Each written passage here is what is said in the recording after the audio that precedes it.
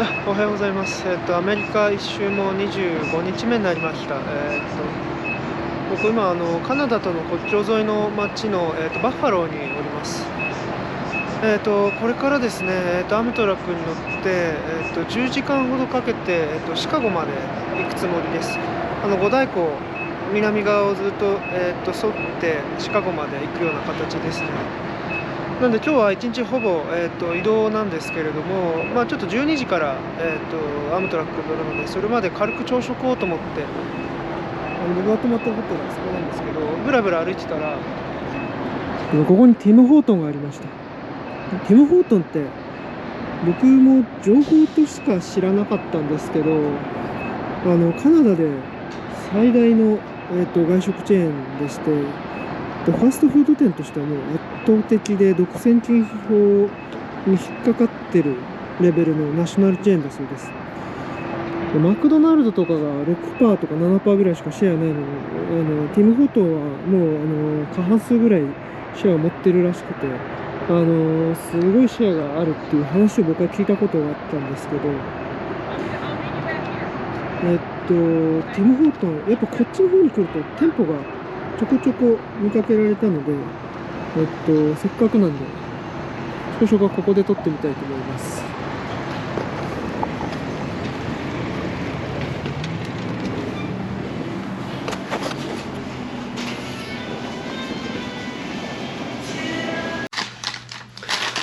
いや、買ってホテルに戻ってきました。すごいですね、ティム・ホートン。なんか、メイプルのカエデのマークが入っていて、めちゃくちゃカナダっていう感じがします。いやー、でもこれ安いですね。これドーナツとバーガーとコーヒーとで、6.95ドルです。ドーナツとか全然普段食べないんですけど、電車に乗ってる時間が10時間って長いんで、ちょっとドーナツを試してみようという気になりました。これは、チーズに目玉焼きに、あとはベーコンですね。ベーコンが入ったビスケットです。いただきます。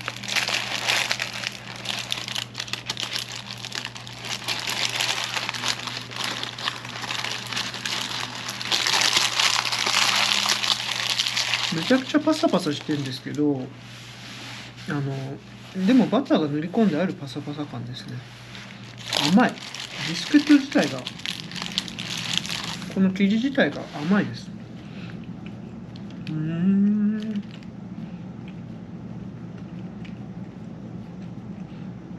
噛めば噛むほど甘みが出てきますね。なんか、いや、美味しいです。めちゃくちゃ素朴な甘さ。バターの甘さ。だけど、ちょっと塩が振ってあるの。これベーコンの塩なのかな。塩分も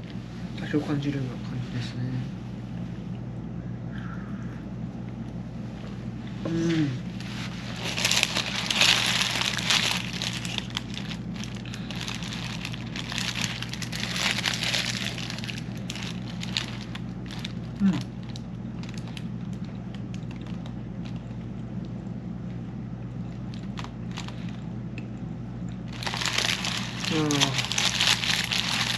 食べてるとこのビスケットの甘さ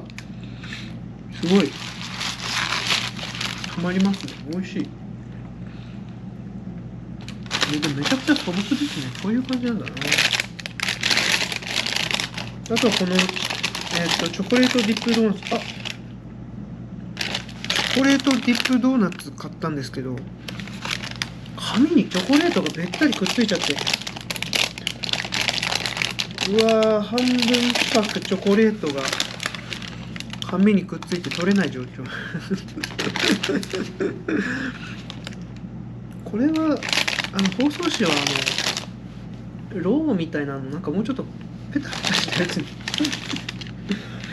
サラサラしたのにしてくんないとチョコがこれちょっと後でこれは食べますが、これは僕の今日の電車の中で食べる夜ご飯にしたいと思います。ティム・ホートン6.95ドル、結構安いですね。ティム・ホートンってアメリカ中今回ってますけど、はっきり言ってほとんど見かけないんですよね。探せばあるんでしょうけれども、やっぱりナイアガラとかバッファローまで来ると結構あったし、カナダ側に渡ると当然ナンバーワンチェーンなんで、カナダ側のナイアガラシティの方でもいっぱいありましたが、あんま見かけないので、もしこっちの方とかカナダの国境の方まで来たらぜひお試しください。ありがとうございます。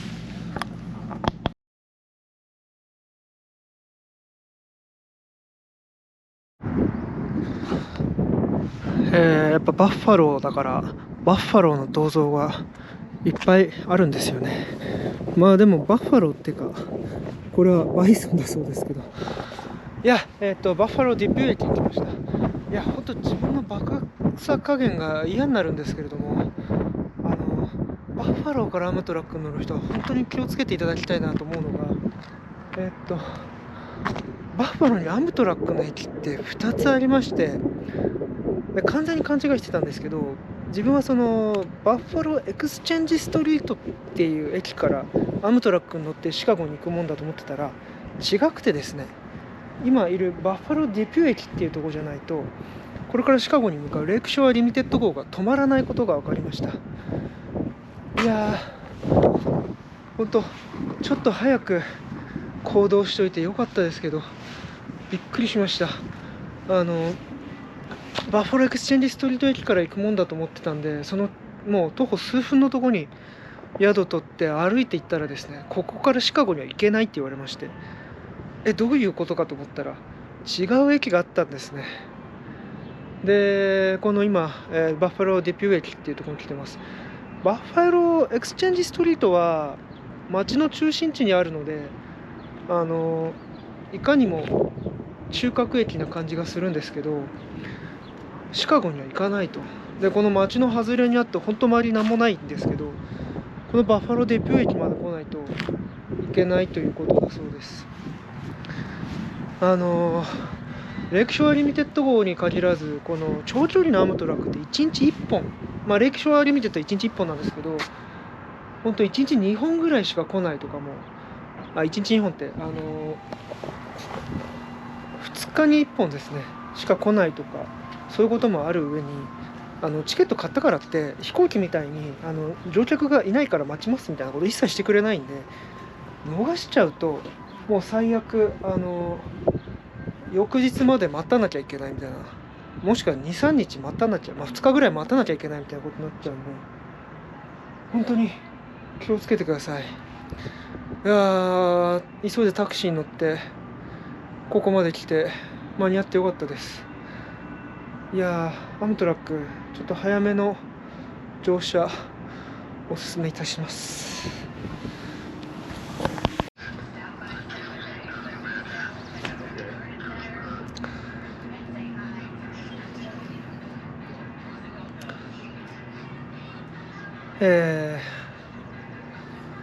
残念なことに気づきまして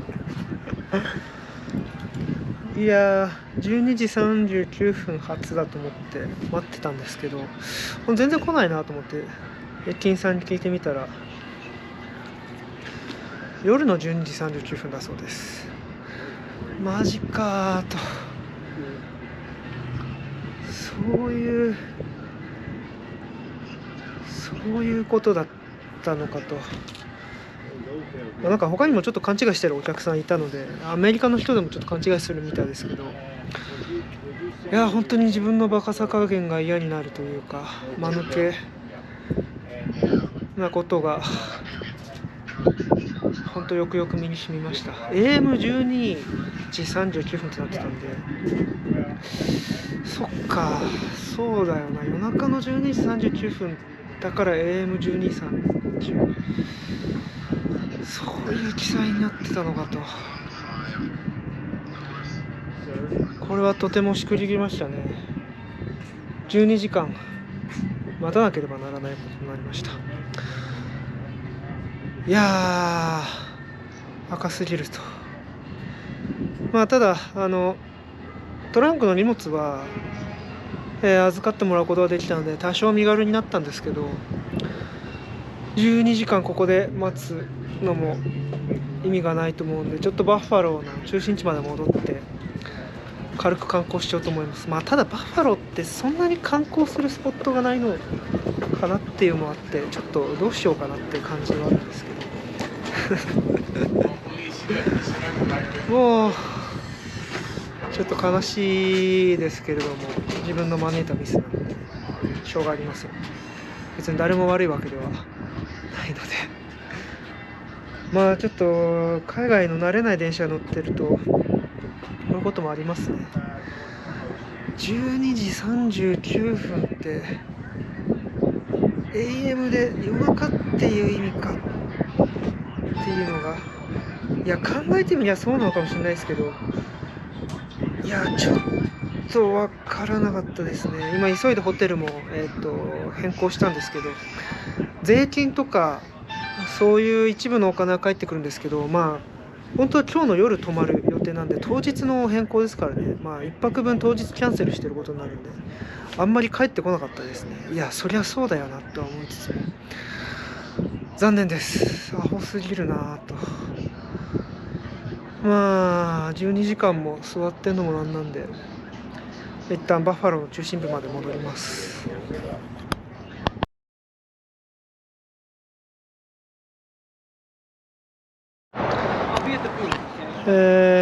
バッファローの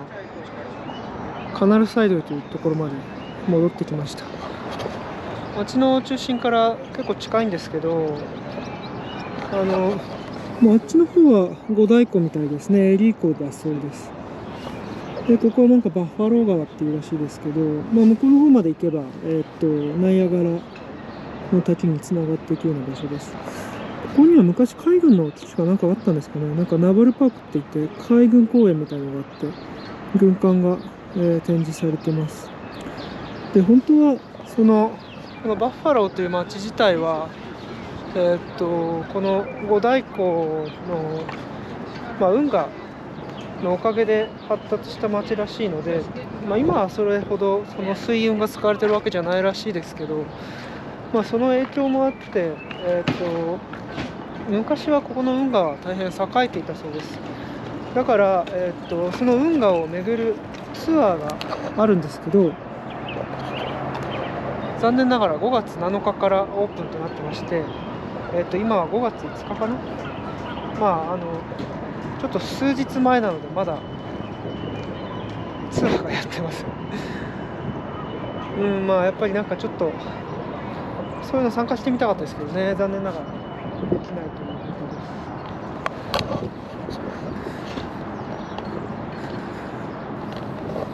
とです。水質はあんま綺麗じゃないですけれども、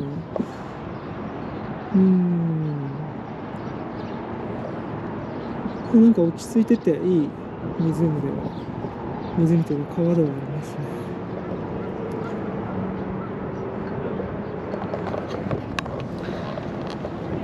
夜中までやることがないので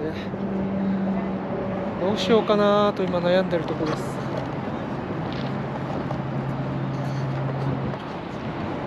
いや本当に自分のアホさ加減が嫌になりますね。よいしょ。あっちがバッファローの街の中心地です。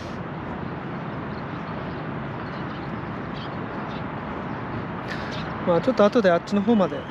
てみたいと思います。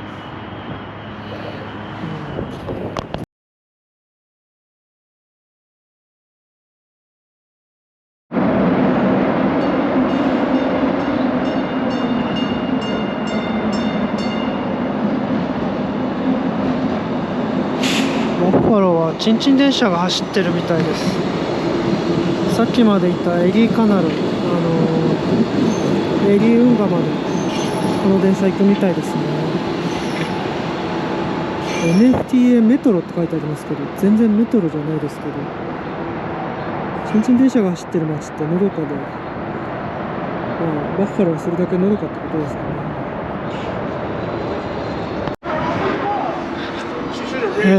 ここが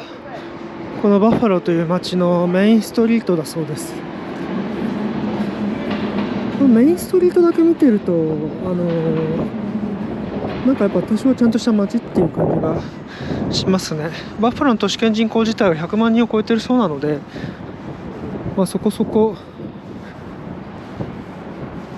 人数がいるからやっぱ都市という感じが多少します。バッファロー、先ほどホテルの前にもなんかバッファローニュースっていう地域紙があったりとか、やっぱり一応ニューヨーク州で2番目の都市なので、そこそこ本当にそこそこ経済規模があるんだなという感じがしますね。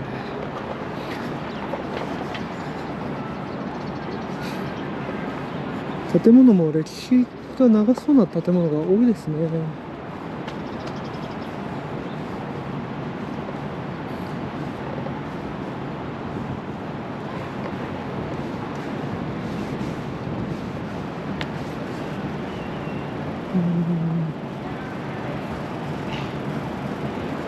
あそこの建物、前方左側の高い建物、黒いビルの向こう側にある建物、なんか上に自由の女神像でも乗ってるんだろうかという感じですね。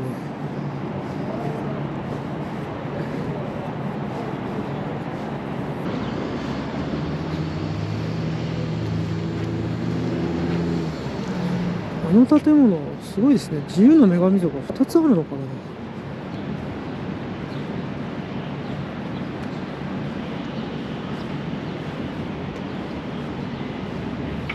これは有名なニコラ・テスラの像ですね。ニコラ・テスラはナイアガラにもあったんですけど、ナイアガラでは水力発電に携わったみたいですね。エジソンの下で働いて、すぐ辞めちゃった人ですけど、電気系の発明者としてアメリカではとても有名な方だと思います。イーロン・マスクがテスラって会社作った時にこの人から名前取ったんじゃないかみたいな話で一時期すごい話題になった記憶があります。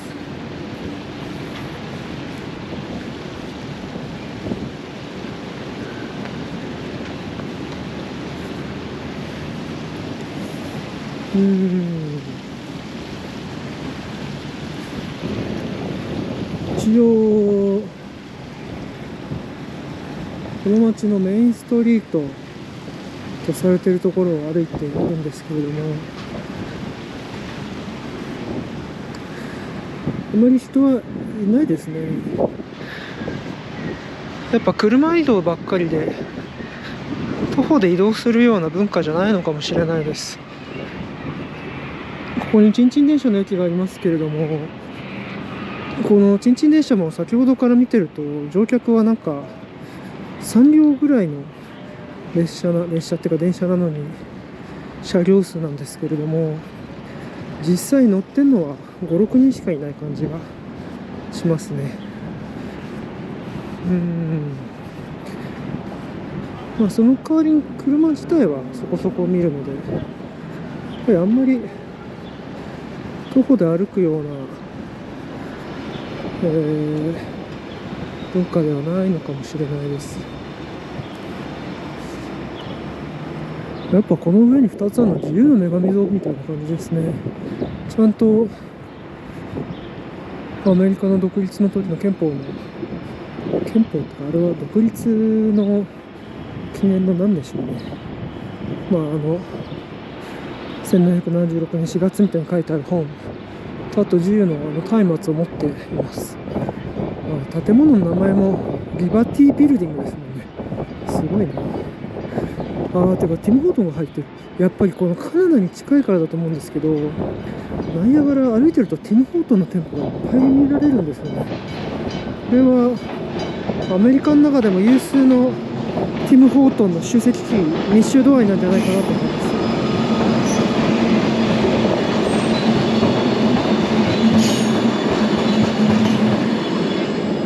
5、6人は言い過ぎましたね。10人ぐらいいるかなと感じですかね。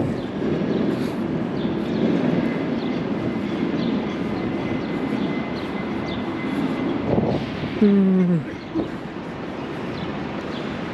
中心地的な場所に来ましたね。ラファイエットツアー。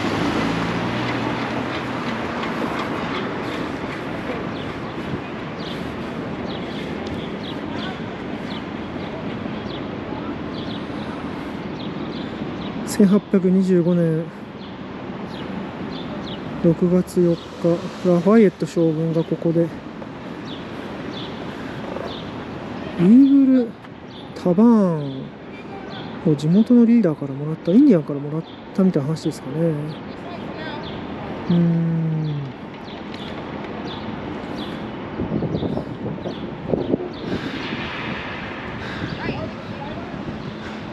おお、あっちに立派な、あれは何だろう。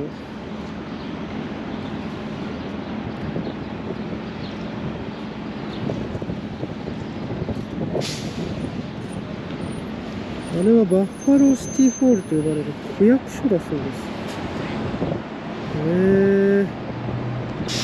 区役所にしちゃ立派な区役所ですね。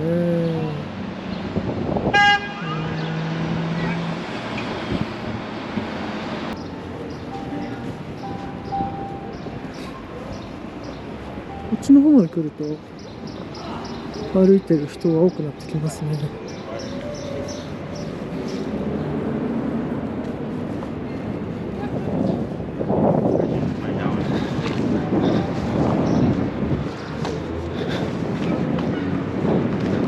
バッファロービジネスファーストとかバッファローロージャーナルってジャーナルだから学会誌なのかな。いや、それにしても100万程度の都市圏でもバッファローの経済的な専門誌みたいなのがあるんですね。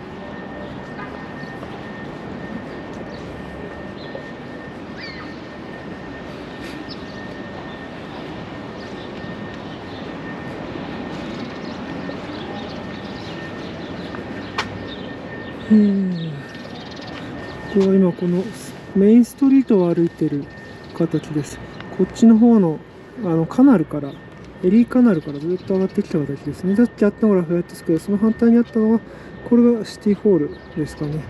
ここにあると。とりあえず一番上の方まで歩いてみようと思います。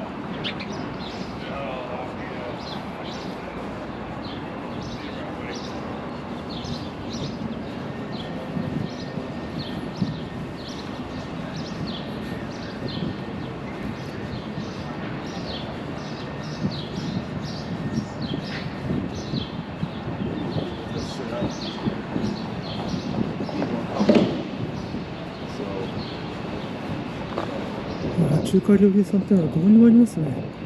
たくましいし。いやー、昼は中華料理しようかな。日本人にとっては心休まるひとときですね。ハイアットリーゲンシーがここにあるから、やっぱ街の中心地はここなんでしょうね。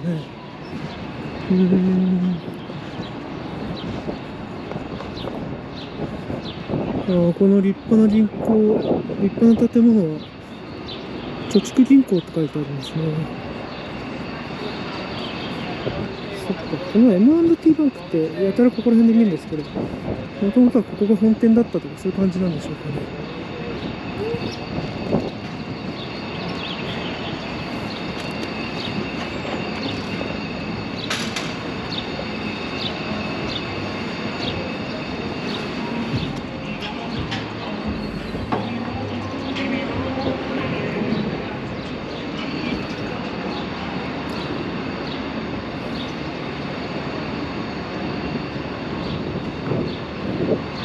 ここれはスパニッシュはベース戦争の話。なるほど、ここからも兵が出ていったということですかね。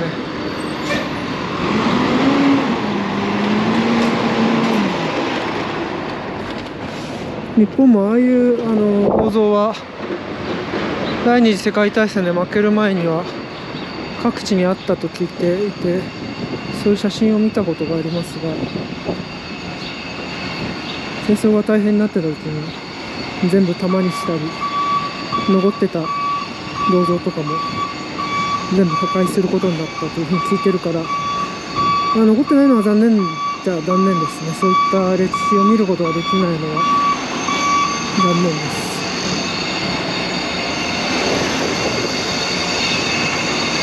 でもやっぱりいいですね。アメリカは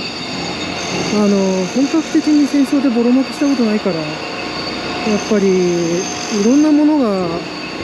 残ってていいですね。ちょっと語弊があるかもしれませんけど、さっきみたいな銅像もそうだし、ここら辺の建物もさっきのシティホールもそうですけど、100年ぐらい前のもんですし、日本の場合東京や大阪は大空襲にあっちゃったから、古いのがそこまで残ってなかったりしますもんね。いやー、今はウクライナがロシアにすごい攻め込まれてますけれども、この記録とかを1年後とか見たときには、振り返ったときにはもう戦争が終わっていたら嬉しいなと思います。キエフって行ってみたいんですけど、いろんなものが破壊されちゃったりしてると大変残念ですよね。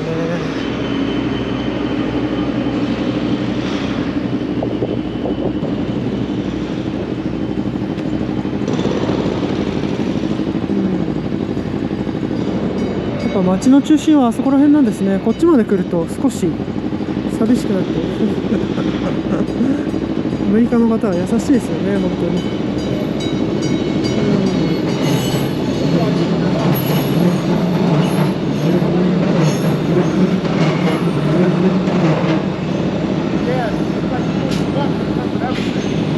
シアターディストリクトって書いてあるぐらいなんで、シアターがあるのかもしれませんね。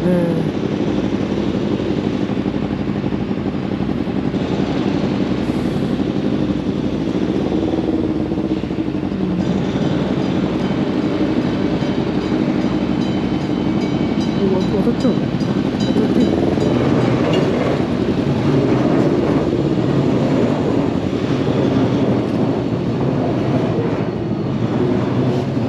そうか、あそこにあるのは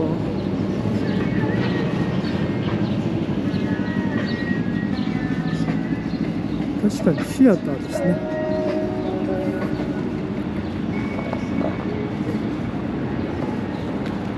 コーネルバッファロー、コーネル大学の同窓会組織みたいなのがここにあるってことですかね。そうか、コーネルもニューヨーク州ですもんね。場所はだいぶ遠いんじゃないかなと思いますけど。伊坂でしたっけ？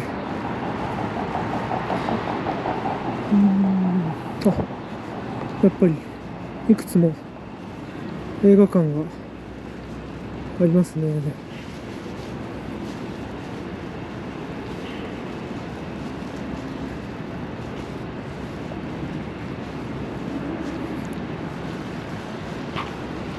AMC だ。アメリカの大手映画会社ですね。映画会社っつっても作ってる方じゃなくて映画館会社って言った方がおそらく正しい表現ですよね。なんかマーベルをやってるのかな。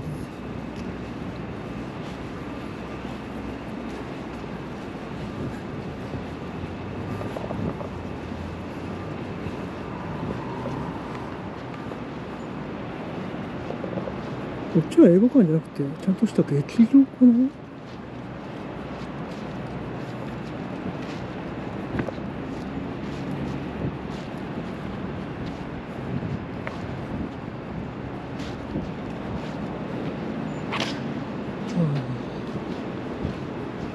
キ場ですね。あ、すごい。ブロードウェイとかも来るんだ。ティナとか来るんですね。シックスとか。へえ。いや、暇だから、なんかないかな、今やってるの。まあ残念ながら今すぐ見れるミュージカルは、てか今日見れるもの何もありませんでした。でも確かにディストリクトと言われるだけあって、ここ一帯はなんか演劇とか映画館とかずっと並んでるんですね。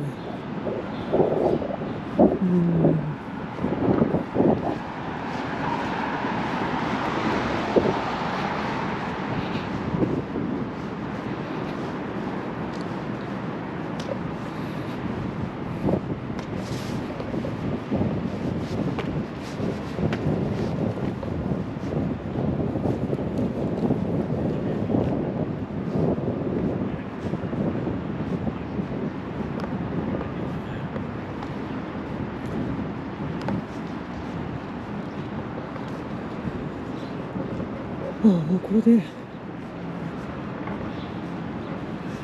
街自体は、街といいますか繁華街自体はも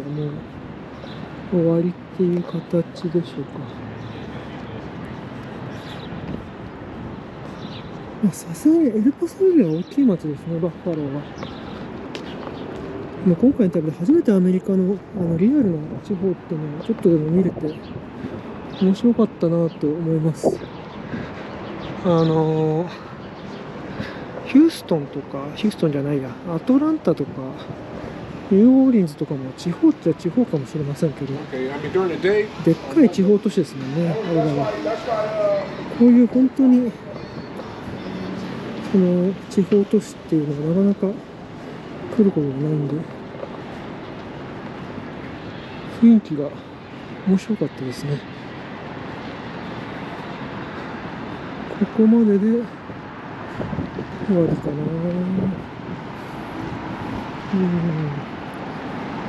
この先はもう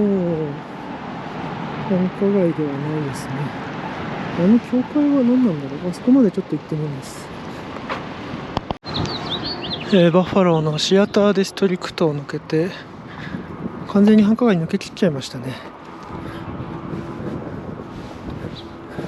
向こうは街ですけど、こっちはそうでもないです。いや、なんかこの教会が大きいので、ここまで歩いて来ちゃいましたけど、この教会は何なんですかね。周りもなんかちょっと雰囲気がいいですけど、ローマンカソリック、カトリックなんですね。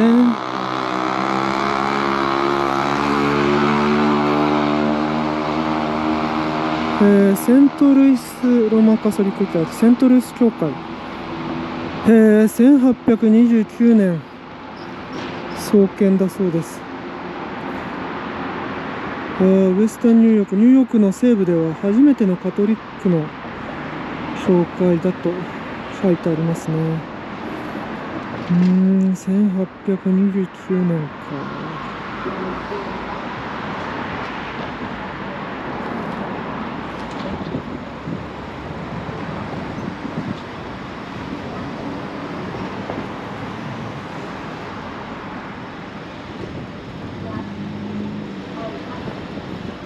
あまり教会の関しての知識っては全く深くなくてよくわかりませんが、まあ立派だなということだけは感じますね。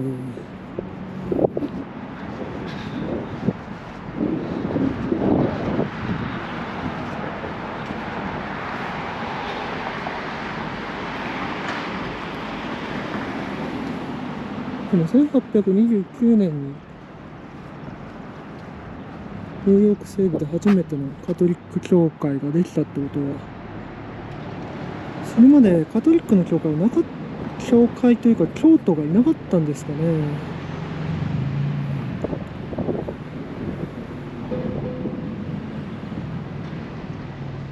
中に入ってみたいもんですが、ちょっと締め切ってあるみたいな感じもするので、入るのはやめておきます。でもなんか芝生とかいい感じですね。さて街も出てきちゃったのでどうしようかな。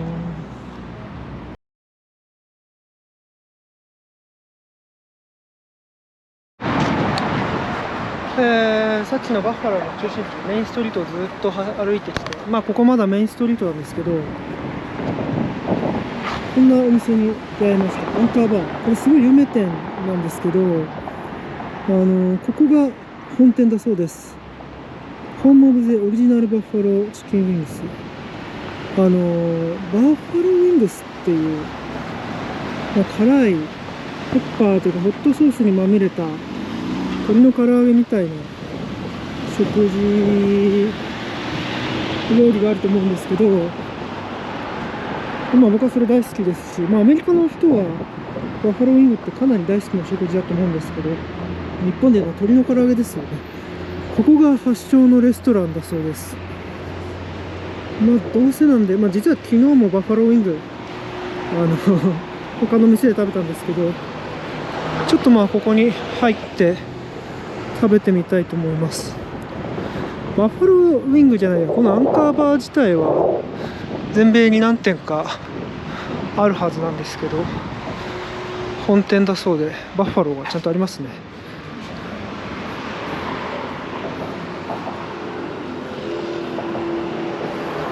1935年にできたと。このお母さんが1960年に作ったものっていうことなのかな。ちょっと全部読んでないで入っちゃいますけど、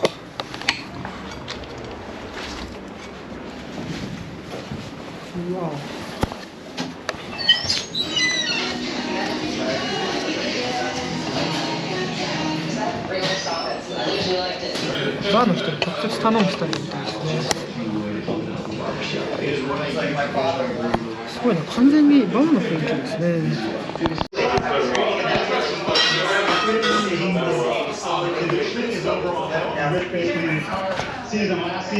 これが本場のバッファローウィングですね。いやー、怪我の巧妙でこういうのを食べてすごい良かったです。アメリカ人は基本ビールと一緒にバッファローウィングを食べると思う。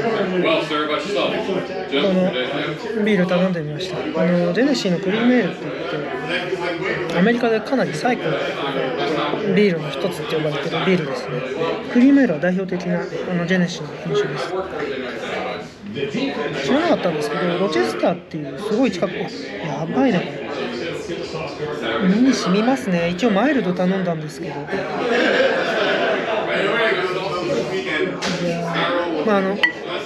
ロチェスターっていうところの本社がそうで、本当隣町っていうところのビールですね。じゃあいただいてみます。普通は手で食べるってことですけどね、汚したくないんでナイフとフォークでいきます。ちなみにボーンレスとボーンありがあって、普通ボーンレスの方が高いのかなと思ったらボーンレスの方が安かったですね。多分肉の部位が違うのかもしれない。2ドルだけ安かったです。いただきます。ちなみにこの量でシングル1人だと十分だと思います。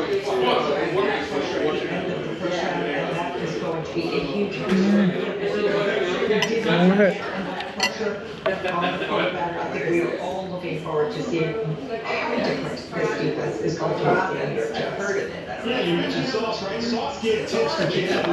美味しいですね。結構なんていうのかな、ホットソースがマイルドなのにあんまマイルドじゃないですね。辛い。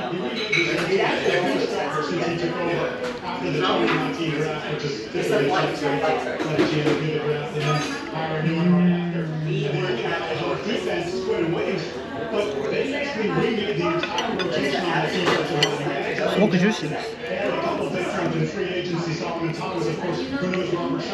ボーンレスだとほとんど鶏の唐揚げですね。でも確かにビールと合う。辛さが色の唐辛子とかと全然違って、す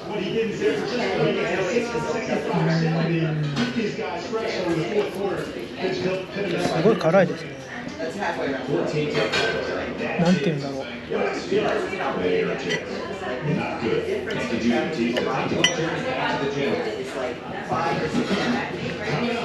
のサワークリームがまたちょうどいいですね。そしてこのセロリ、日本でもバッファローウィング食べるセロリも一緒に出てきますけど、やっぱ本場でもそうなんですね。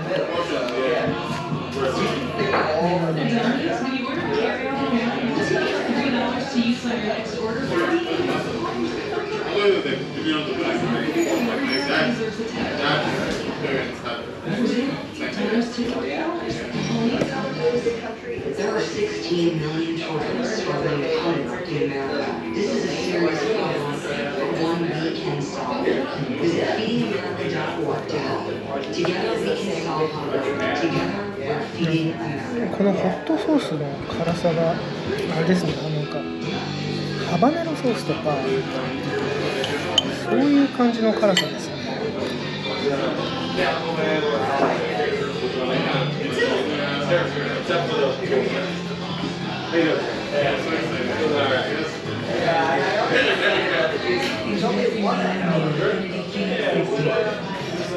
このホットソースの辛さが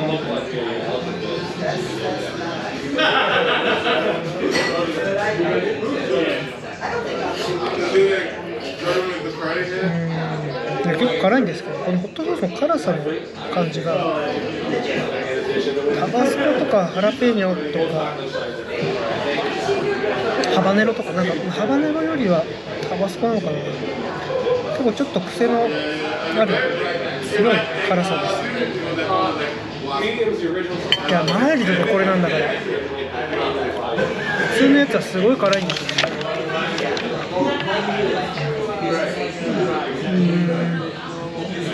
ちなみにマイルド、オリジナルミディアム、ホット、スパイシーってありますね。日本人だったらマイルドで十分だと思うんですけど、よっぽど辛いの好きならオリジナルか、本当にすごく好きじゃないとホットはちょっと辛いんじゃないかなって感じの辛さです。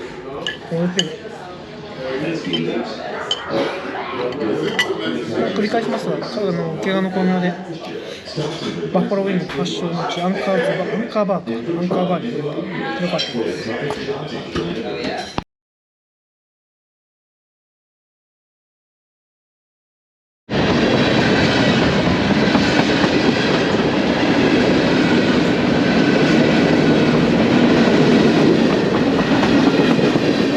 この貨物列車が今バッファローデビュー駅を通っているんですが、全然終わらないんですよ。すごく長くて思わずカメラ回しちゃってるんですけど、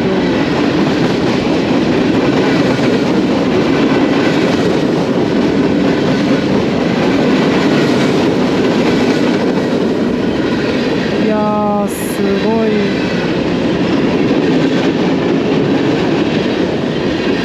すでに僕ここ 3,4 分ずっと見てたんですけど、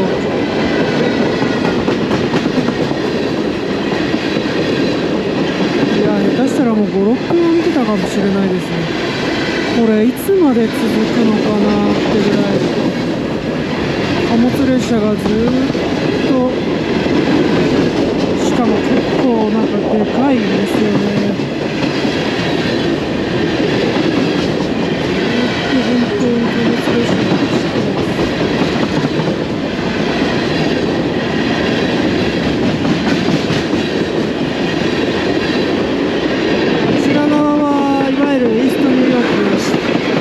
つまりマンハッタンとかがあるニューヨークシティの方に向かってます。あるいは途中で、線路を変えてというか、この線路自体はニューヨークとボストンにまでつながっているので、おそらくどっちか、あるいは途中で切り離されてどっちもに行く貨物なんだろうと思います。僕がこれから乗るレイクショアリミテッドというやつもニューヨークから出てるんですけど、こっちから帰るときは、ボストンに行くやつもニューヨークに行くやつ、終わった。いやー、すごい長かった。一体何分間この貨物列車走ってたんでしょうか。僕が貨物列車を見る前から列車の中から見てたんですけど、あまりにも長いから出てきて見始めて、いやーすごいですね。すごかった。本当に10分ぐらいずっと貨物列車が走ってたんじゃないかなと思います。やっぱアメリカってのは大陸国家だからかわかんないですけど、やっぱりなんか貨物列車がすごいですね。他国のものと比較したことないんでよくわからないですけど、あんな大きくて長い貨物列車をガンガン走らせるものなんだなと思っちゃいました。今自分はバッファローデピュー駅に、デピューっていうかな、発音はドピューらしいですけどね、そう言ってる人が多かったですね。バッファロードピュー駅に戻ってきてます。僕は勝手に勘違いしてですね、昼の12時半に出発すると思ってたら夜中の12時半出発だったという最悪のミスによって、バッファローの市内、あんまり物がない市内ですけど12時間ほど過ごして戻ってまいりました。今10時33分、あと2時間ほどすると、シカゴ行きの、レイクショアリミテッド号が来ます。そうですね、レイクショアリミテッド号自体はニューヨークから走ってるんですけど、シカゴまで1543キロあります。ここからは、850キロ程度のはずです。バッファローからシカゴまでは。だからニューヨークからの距離に比べたら半分強ほど、半分もう行ってないぐらいな感じなんですかね。ニューヨークから直行便で行くと19時間10分で着くんですけど、ここから行くと10時間33分で着く。だから半分行ってないのか。行ってないという形になります。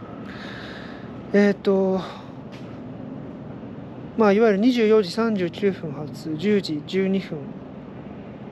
着ですね。だから午前10時12分着なのか。ここら辺がちょっと表記が難しくて、AM1239 って AM0039 って意味だったっていうのはよく分かってませんでしたね。ここら辺はしっかり確認をしておくべきでした。駅員の人に聞いておくべきだった。ともあれ、これから2時間した後に10時間33分、レイクショアリミテッド号に乗りまして、このニューヨーク州、カナダとの国境の町バッファローから、ボストンじゃないや間違えたイリノイ州シカゴまで向かいます。いわゆる五大湖ですね、エリー湖とミシガン湖を眺めながら、シカゴまで行く旅になりますが、ほとんど夜なんで全然見えないでしょうねっていうのと、どうせ寝てるから見えないですね多分。いや、それにしてもここら辺は何もない駅で、さっきもタクシー、リフトですけど運転手さんになんでアムトラックで旅してんだって言われまして、いや鉄道で旅してみたかったんだアメリカをって話したら、ドライブだったら9時間で行くし自由なのにアムトラックは10時間半もかかるのかって言われて、鉄道って意外と遅いんだなって言われて、確かにな、アメリカン鉄道って遅いなって思いました。それだけ逆に言えば、車とか道路の交通網が発達したっていうことなんでしょうけど、日本だとやっぱ鉄道で1時間と車で1時間じゃ高速乗ったって、ほとんどの場合鉄道の方が早いっていうことになると思うんですよね。特にアームトラックみたいな高速鉄道だと、ちょっと新幹線と比較するのはちょっと大きく違うかもしれないですけど、趣味の旅だから仕方ないっちゃ仕方ないですね。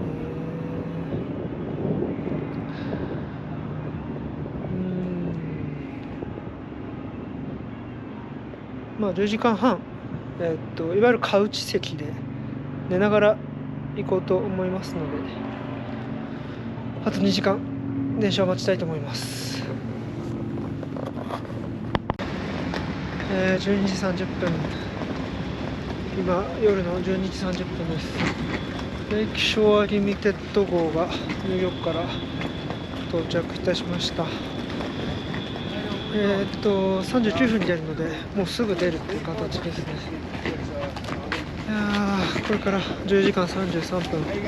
シカゴに向かった旅が始まります。何キロだっけ。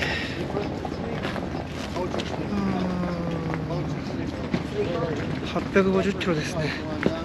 10時間半、ぐっすり寝たいと思います。 Sleeper all the way down. Sleepers all the way down.